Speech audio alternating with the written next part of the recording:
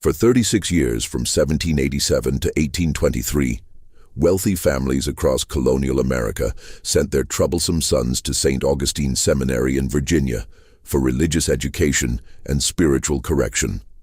Not a single one of those young men ever returned home. Church records show 247 students enrolled during this period, yet 0 graduated as ordained priests. What happened to them remained a mystery until 1998, when renovation workers discovered documents that revealed the seminary was actually an elaborate prison and extortion operation disguised as religious education. Few channels dare to tell this story because the Sterling family's influence still runs deeper than most realize.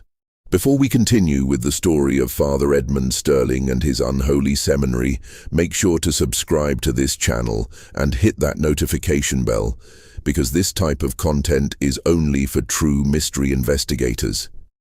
And tell us in the comments, from which state are you listening to this tale? The Sterling family had always understood that knowledge was the most dangerous inheritance of all.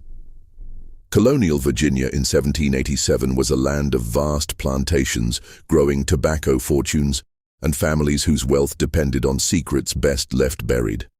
The Tidewater region, with its maze of rivers and isolated estates, provided the perfect cover for those who preferred to conduct their business away from prying eyes.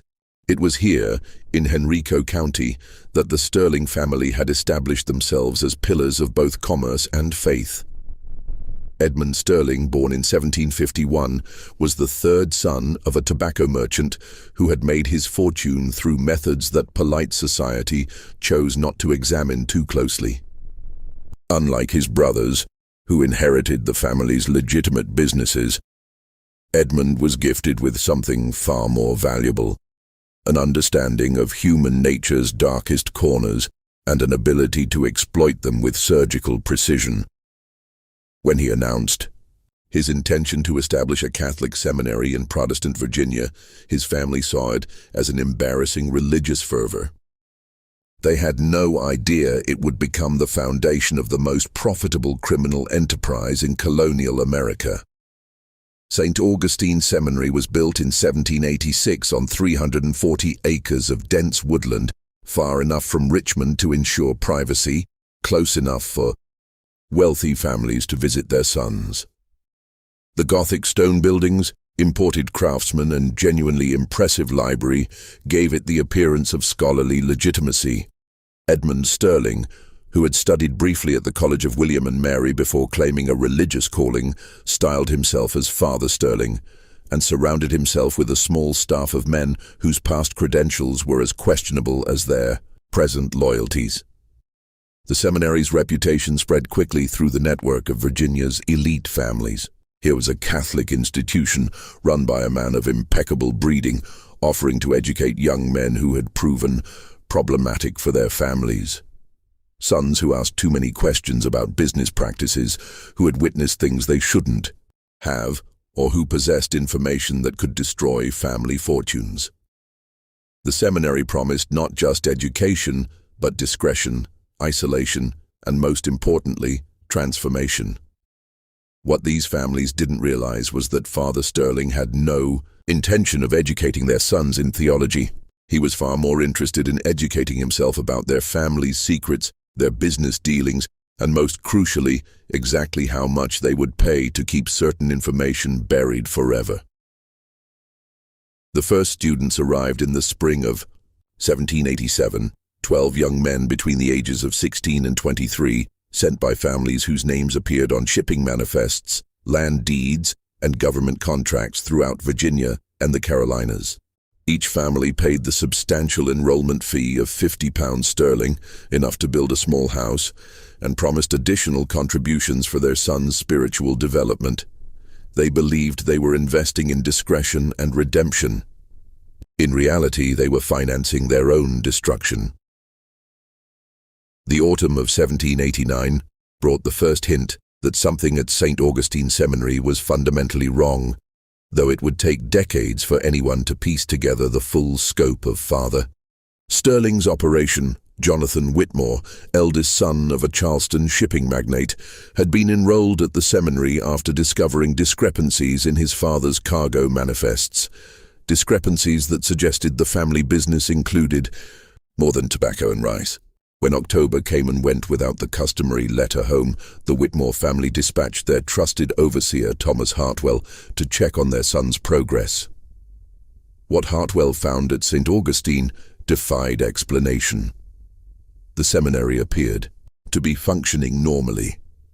He could hear the sound of evening prayers drifting from the chapel, see light in the study hall windows, observe the daily routines of a religious institution.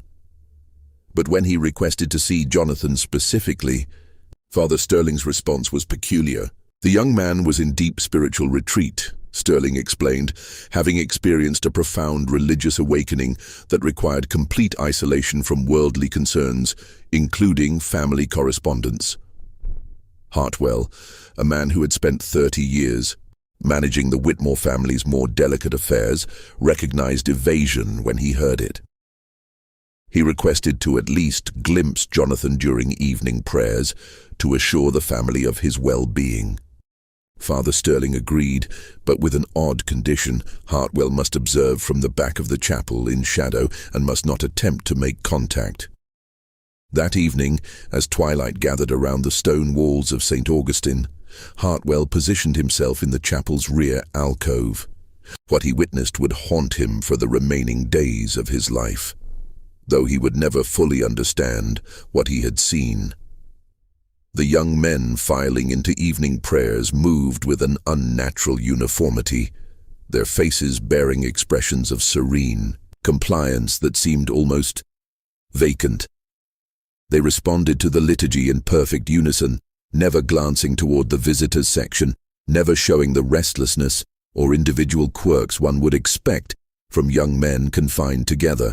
Most disturbing of all, when Hartwell counted the participants, he found only 19 figures in the pews, though Father Sterling had claimed to have 37 students enrolled. Among those 19 faces in the dim candlelight, Hartwell thought he recognized Jonathan Whitmore. But the young man who had left Charleston as a spirited, rebellious heir apparent now sat with the glassy-eyed devotion of a man who had forgotten his own name. When Hartwell returned to Charleston and reported his observations to the Whitmore family, they faced an impossible choice. Their son appeared to be alive and well, receiving the spiritual guidance they had requested. But something fundamental had changed in him, and demanding his immediate return might provoke questions about why he had been sent away in the first place. The Whitmores chose silence, as Father Sterling had calculated they would. They continued their payments to St. Augustine Seminary, telling themselves and their social circle that Jonathan had found his calling in religious life. It was easier than confronting the alternative, that they had delivered their firstborn son into the hands of something far worse than the scandal they had sought to avoid. Over the following months, similar scenes played out across Virginia's network of powerful families. Sons who had been sent to St. Augustine for spiritual correction were writing letters home, but the letters were strangely uniform in their expressions of devotion and contentment. Parents who visited found their children changed in ways that couldn't quite be articulated, more compliant, less curious, eerily at peace with their circumstances. None of these families spoke to each other about their concerns. The very nature of why their sons had been sent to St. Augustine ensured that silence was preferable to investigation. And Father Sterling counted on that silence as carefully as he counted the increasing fees he charged for their sons' continued spiritual development. As the 1790s progressed, St. Augustine Seminary's reputation grew among Virginia's elite circles, but always in whispered conversations and coded recommendations. The institution had become something unique in colonial society, a place where inconvenient sons could be sent without the social stigma of public scandal or the permanent separation of disinheritance. The families who utilized Father Sterling's services found themselves trapped in a web of mutual complicity. Each had sent a son to St. Augustine for reasons they couldn't publicly acknowledge, creating a network of shared secrets that bound them to silence. The Randolph family had enrolled their youngest after he discovered his uncle's slave trading. Routes violated both Virginia law and family reputation. The Carters sent their heir apparent when he began asking questions about missing tenant farmers on their Rappahannock plantations. The Birds delivered their son after he witnessed a midnight meeting that connected his father to a series of accidental deaths among business rivals. What none of these families realized was that Father Sterling was methodically documenting every secret, every scandal, every piece of compromising information that had led to their son's enrollment. His private study, located in the seminary's tower room, contained detailed files on each family's vulnerabilities, complete with names, dates, locations, and witness testimonies provided by their own children during spiritual counseling sessions. The transformation process that students underwent at St. Augustine was gradual and carefully orchestrated. New arrivals were initially housed in comfortable quarters and treated with apparent respect. They attended genuine theological classes taught by Father Sterling, who was surprisingly knowledgeable despite his questionable credentials. The food was excellent, the library well-stocked, and the daily routine structured but not oppressive. But within weeks of arrival, subtle changes began. Students would mention feeling unusually tired during their letters home, attributing it to the rigorous spiritual schedule. Their handwriting began to change, becoming more uniform and controlled. Their letters grew shorter and more formulaic, expressing gratitude for their family's wisdom in sending them to such a beneficial institution. What the students didn't know was that their evening wine was being supplemented with carefully measured doses of laudanum and other opiates available to those with medical connections. The dosages were precise enough to create dependency and docility without obvious signs of drug use. Combined with isolation from outside contact and constant reinforcement of their family's disappointment in their past behavior, the chemical influence created young men who were increasingly compliant and decreasingly capable of independent thought. By 1793, Father Sterling had refined his system to the point where he could predict almost exactly how long it would take to break down a new arrival's resistance and rebuild them into the compliant figure their family would expect to see during rare visits. The process typically took between 4 and 8 months, depending on the student's initial personality and the severity of the secrets they carried. But Sterling's true genius lay not in controlling the students, but in controlling their families.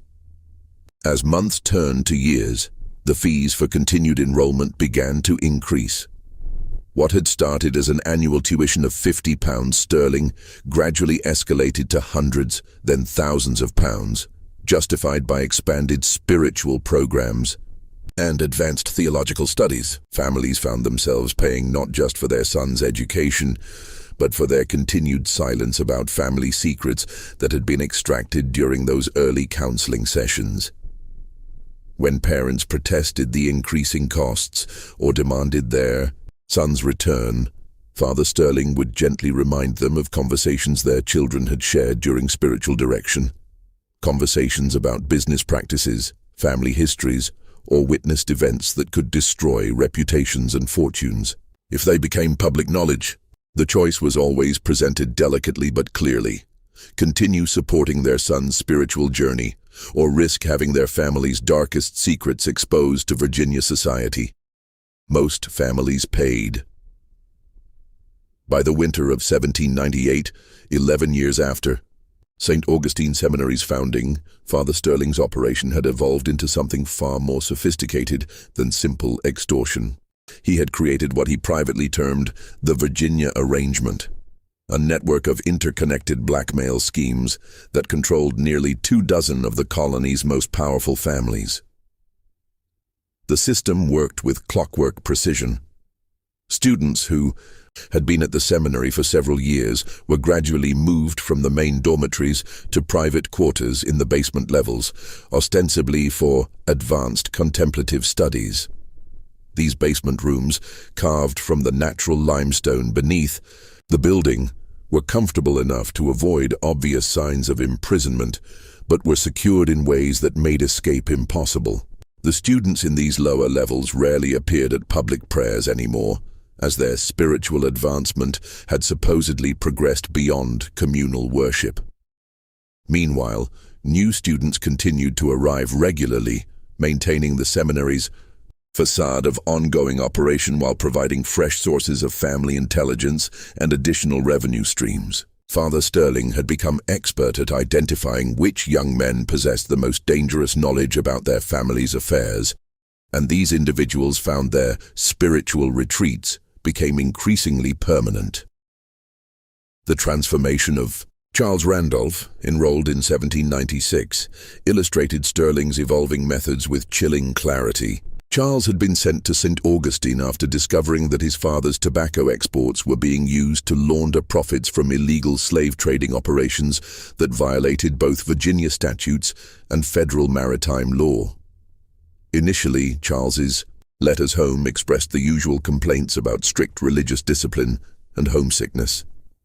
But as months passed, his correspondence became increasingly supportive of his family's business practices, including explicit approval of trading arrangements he had previously condemned. When Thomas Jefferson Randolph, Charles's younger brother, visited the seminary in early 1799, he found Charles transformed into an articulate advocate for the family's commercial interests. Charles spoke knowledgeably about crop rotations, shipping schedules, and labor management, practices that would maximize profitability while minimizing legal exposure. His previous moral objections to the family's slave trading connections had apparently been resolved through intensive theological study of biblical slavery passages. But Thomas Jefferson Randolph was more observant than most visitors to St. Augustine. He noticed that his brother's pupils were consistently dilated despite the bright daylight in the visiting room. He observed that Charles's hands shook slightly when he wasn't actively engaged in conversation. Most telling, when Thomas mentioned their childhood dog's name, Charles showed no recognition of a pet they had both adored for 7 years. These observations might have remained private family concerns, but Thomas Jefferson Randolph made a decision that would ultimately unravel Father Sterling's entire operation. Instead of confronting his family directly about his brother's condition, he began his own investigation into St. Augustine Seminary's practices and history. Thomas was uniquely positioned for such an investigation. As a junior partner in his family's shipping business, he had access to commercial records, correspondence networks, and business connections throughout Virginia and the Carolinas. More importantly, he had inherited his grandfather's meticulous record-keeping habits and his father's suspicious nature regarding financial arrangements that seemed too convenient to be legitimate. Over the following months, Thomas traced the financial relationships between St. Augustine Seminary and nearly 24 prominent families. He discovered that tuition payments had escalated far beyond any reasonable educational costs, and that many families were making additional donations for specialized services that were never clearly defined. He found shipping records indicating that supplies delivered to the seminary included unusual quantities of medical equipment, pharmaceutical materials, and construction materials more appropriate for prison construction than educational facilities. Most significantly, Thomas began tracking the students who had supposedly graduated or left St. Augustine over its 11-year history. What he discovered was deeply disturbing. While 247 young men had been enrolled at the seminary, fewer than 24 had ever been documented as returning to their families or pursuing careers elsewhere. The vast majority seemed to have simply vanished from all public records after their enrollment. This was when Thomas Jefferson Randolph realized that his brother Charles might not be the victim of unusual religious indoctrination, but of something far more sinister. Thomas Jefferson Randolph's investigation took a dangerous turn in the spring of 1799 when he discovered that he wasn't the only person asking questions about St. Augustine Seminary. Through his shipping business connections, he learned that several other families had privately commissioned discreet inquiries into the institution, all reporting similar concerns about their sons' transformations and the seminary's ever-increasing financial demands. But these families were discovering what Thomas had already suspected, that investigating Father Sterling meant risking exposure of the very secrets that had led them to send their sons away in the first place. Every inquiry into the seminary's practices opened doors that most families preferred to keep locked forever. The breakthrough came when Thomas connected with Martha Henley, the widow of a Williamsburg physician who had died under suspicious circumstances in 1797. Dr. Henley had been one of the few medical professionals willing to treat patients discreetly, asking no questions about unusual injuries or conditions that wealthy families preferred not to explain. His patient records, which Martha had inherited along with substantial debts, included several entries for consultations at St. Augustine Seminary. According to Dr. Henley's notes, Father Sterling had requested medical advice regarding the long-term effects of opiate administration on young men, specifically seeking information about dosages that would create dependency without causing obvious physical deterioration. The doctor's records showed multiple visits to the seminary between 1794 and 1796, during which he had examined students who showed signs of chronic drug administration but were apparently being presented as suffering from spiritual melancholia or religious ecstasy. More disturbing were Dr. Henley's final entries regarding St. Augustine, dated just weeks before his sudden death from what was officially ruled a heart attack. The physician had begun expressing concerns about the ethical implications of his consultations with Father Sterling, noting that several students he had examined appeared to be suffering from more than spiritual distress. His last entry regarding the seminary was a single line: "The Sterling arrangement represents a fundamental violation of both medical ethics and human dignity." When Thomas Jefferson Randolph shared Dr. Henley's records with Martha, she revealed that her husband had been planning to report his concerns about St. Augustine to colonial authorities before his unexpected death. She had suspected that his demise was connected to his growing moral objections to his work with Father Sterling, but had lacked the evidence or social standing to pursue an investigation. Together, Thomas and Martha began developing a strategy to expose St. Augustine Seminary's true nature. But they were operating under severe constraints. Any public revelation would destroy the families whose sons were imprisoned there, including Thomas's own family. They needed to find a way to rescue the students without exposing the secrets that had led to their imprisonment. Their solution was both elegant and dangerous. Thomas would use his shipping business to arrange for an accidental discovery of the seminary's illegal activities by colonial authorities, while Martha would ensure that medical evidence of the student's condition would be available to support legal action against Father Sterling.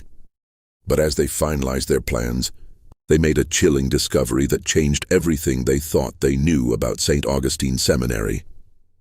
While reviewing Dr. Henley's patient files one final time, Martha found a hidden compartment in her husband's medical bag containing documents that revealed the true scope of Father Sterling's operation. The seminary wasn't just imprisoning inconvenient sons and extorting their families. It was systematically eliminating students who proved too resistant to chemical control or who retained too much dangerous knowledge about their family's secrets. The documents included detailed anatomical drawings and medical notes describing what Dr. Henley termed staged accidents, designed to eliminate specific students while maintaining plausible deniability. The physician had apparently been coerced into providing medical expertise for murders disguised as accidental deaths, suicides, or natural causes related to the student's supposed spiritual afflictions. Among these documents was a list of names, students who had been eliminated over the seminary's 11-year history. The list included 23 names, matching exactly the number of death certificates that had been issued for St. Augustine students. But more terrifying was a second list, labeled Pending Resolution, which included 12 names of current students, including Charles Randolph. Thomas Jefferson. Randolph realized that his brother wasn't just imprisoned at St. Augustine Seminary, he was scheduled for execution. Just when we thought we'd seen it all, the horror in Virginia's hills intensifies. If this story is giving you chills, share this video with a friend who loves dark mysteries, hit that like button to support our content, and don't forget to subscribe to never miss stories like this. Let's discover together what happens next in this tale of human greed and corruption. The race to save Charles Randolph and the other condemned students had begun, but Thomas and Martha were about to discover that Father Sterling had been anticipating their investigation all along. On the night of May 17, 1799, Thomas Jefferson Randolph and Martha Henley approached St. Augustine Seminary with a desperate plan to rescue the imprisoned students before Father Sterling could carry out his final solution. What they discovered in the limestone chambers beneath the seminary would haunt the survivors for the rest of their lives and reveal the true scope of one of colonial America's most systematic criminal enterprises. The basement levels of St. Augustine contained not just holding cells for current students, but a fully equipped medical facility where Dr. Henley had been forced to participate in what Father Sterling called spiritual interventions. The pharmaceutical supplies Thomas had traced through shipping records were being used not just to control living students, but to stage convincing deaths for those who could no longer be safely maintained. Charles Randolph was found in the final stage of Father Sterling's elimination process, heavily sedated with opiates and showing signs of systematic poisoning designed to mimic the symptoms of consumption. According to the medical charts Martha found, he was scheduled to die of respiratory failure within the week, with his death to be reported to his family as the tragic result of spiritual exhaustion combined with weak constitution. But Charles was not the most horrifying discovery in the seminary's underground chambers. In a section of the basement that appeared to be Father Sterling's private study, Thomas and Martha found detailed records of the entire Virginia arrangement spanning 12 years of operation. The files contained not just information about current students and their families, but comprehensive documentation of Father Sterling's systematic expansion throughout colonial society. The operation had grown far beyond simple extortion of wealthy families. Father Sterling had used the intelligence gathered from imprisoned students to manipulate business deals, political appointments, and legal proceedings throughout Virginia and neighboring colonies. He had documentation of slave trading violations, tax evasion schemes, fraudulent land deals, and political corruption involving dozens of prominent families, judges, and colonial officials. More chilling was the discovery that Father Sterling had been selling some of this information to British agents operating in the colonies, effectively making St. Augustine Seminary a center for espionage against American commercial and political interests. The fees paid by families for their sons' education had been supplemented by substantial payments from British intelligence services seeking compromising information about colonial leadership. But the most devastating revelation was contained in Father Sterling's personal correspondence with his British contacts. The letters revealed that the entire seminary operation was designed not just for profit, but as part of a systematic effort to destabilize colonial society by compromising and controlling influential families. The British had been funding St. Augustine Seminary as part of their strategy to maintain influence over American commerce and politics, even as colonial independence movements were growing. The students imprisoned in the basement weren't just victims of individual family scandals. They were casualties in a larger conflict between competing imperial interests, sacrificed to maintain British intelligence advantages over colonial society. When Thomas and Martha attempted to evacuate the surviving students, They discovered that Father Sterling had been prepared for exactly this possibility. The seminary's staff, who had appeared to be simple religious instructors, were actually armed guards with military training. The building itself had been designed as a fortress, with multiple levels of security and concealed weapons throughout the facility. The confrontation that followed revealed Father Sterling's true nature as neither religious fanatic nor simple criminal, but as a sophisticated intelligence operative who had used religious authority and family desperation to create one of the most effective espionage networks in colonial America. "You understand," Father Sterling told Thomas as armed men surrounded the rescue party, "that exposing this operation means destroying every family whose secrets we've documented. Your own family's slave trading violations alone would result in criminal prosecution, financial ruin, and social disgrace that would follow your descendants for generations." He gestured toward the files containing documentation of the Randolph family's illegal activities. "Your brother Charles possesses detailed knowledge of shipping manifests, financial arrangements, and business relationships that could destroy not just your family, but dozens of others throughout Virginia's commercial network. His continued existence represents an unacceptable risk to operations that benefit the Crown's interests in maintaining colonial stability." Thomas realized that Father Sterling wasn't just threatening individual families. He was threatening to expose a network of corruption that would destabilize Virginia's entire social and economic structure.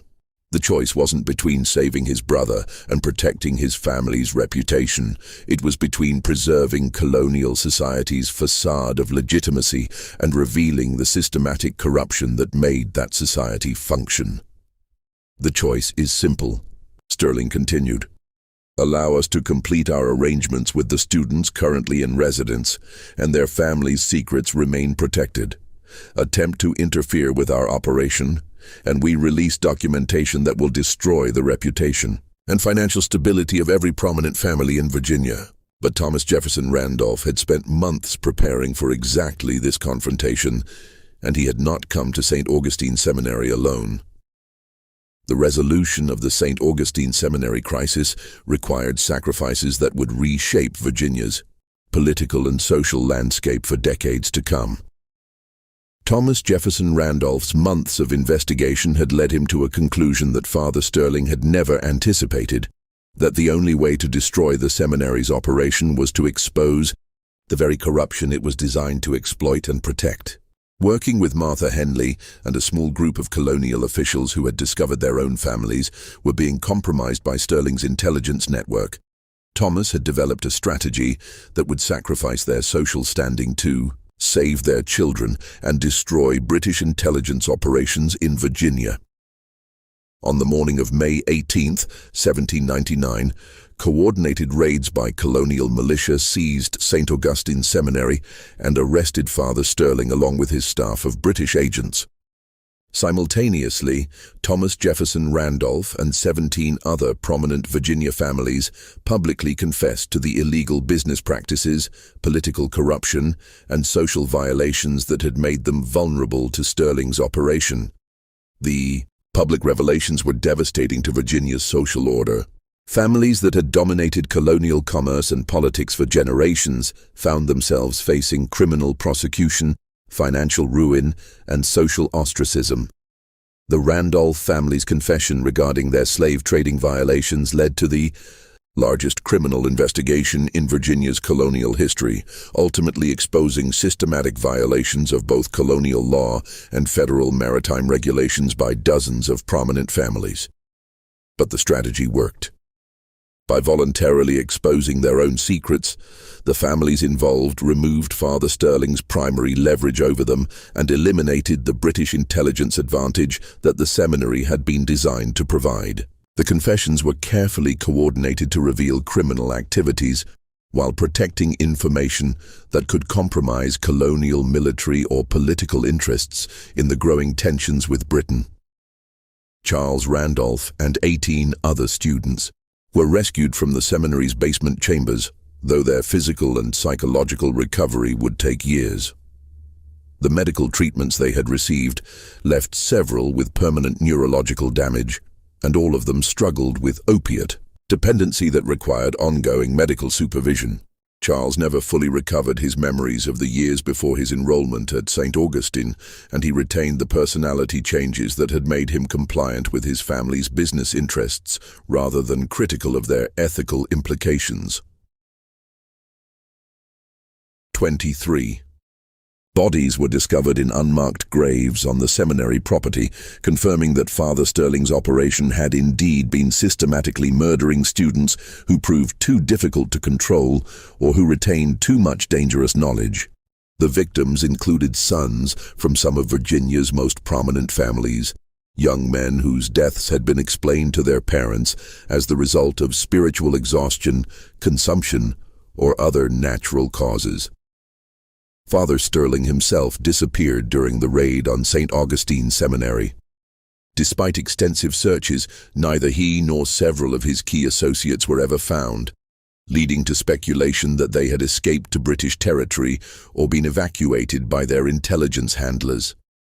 The mystery of their fate would persist for decades, contributing to ongoing fears that similar operations might be continuing elsewhere in the colonies. The exposure of the Virginia arrangement had consequences that extended far beyond the immediate families involved. The revelations about British intelligence operations in colonial society contributed to growing tensions between American colonists and British authorities, accelerating the political movements that would lead to the War of 1812. Several of the families compromised by Sterling's operation became strong supporters of American independence movements, seeking to prevent future foreign manipulation of colonial society. More immediately, the scandal led to systematic reforms in Virginia's commercial and legal systems. New regulations were implemented to prevent the kind of systematic corruption that had made Sterling's operation possible, and oversight systems were established to monitor religious and educational institutions receiving students from multiple families. But perhaps the most lasting impact of the St. Augustine Seminary scandal was its effect on how Virginia's elite families raised their children. The tragedy demonstrated that family secrets could be turned into weapons against those who kept them, and that protecting children sometimes required exposing the very scandals that parents sought to hide. Thomas Jefferson Randolph never fully recovered from the experience of discovering that his family's commercial success had been built on systematic criminal activity, and that his brother had been sacrificed to protect those crimes. Though Charles survived his imprisonment, the relationship between the brothers was forever changed by the knowledge of what their family had been willing to sacrifice to maintain their social position. The ruins of St. Augustine Seminary stood empty for nearly 50 years after the scandal, with local residents reporting strange sounds and unexplained lights in the abandoned buildings. When the property was finally purchased for development in 1847, workers discovered additional underground chambers that had not been found during the original investigation, along with documents suggesting that Sterling's operation had been even larger and more systematic than previously understood. This mystery shows us how the pursuit of social respectability and financial success can corrupt even the most fundamental bonds of family loyalty and religious faith. When families become willing to sacrifice their own children to protect their secrets, they create vulnerabilities that can be exploited by those who understand that desperation makes people capable of almost anything. What do you think of this story? Do you believe everything was revealed about the Sterling family's operation, or might there be other secrets still hidden in Virginia's hills? Leave your comment below. If you enjoyed this tale and want more horror stories like this, subscribe, hit the notification bell, and share with someone who loves mysteries. The darkness of human greed runs deeper than most people realize, and only the bravest souls dare to explore its depths. See you in the next video, where we'll uncover another tale that shows how far people will go when money and reputation are at stake.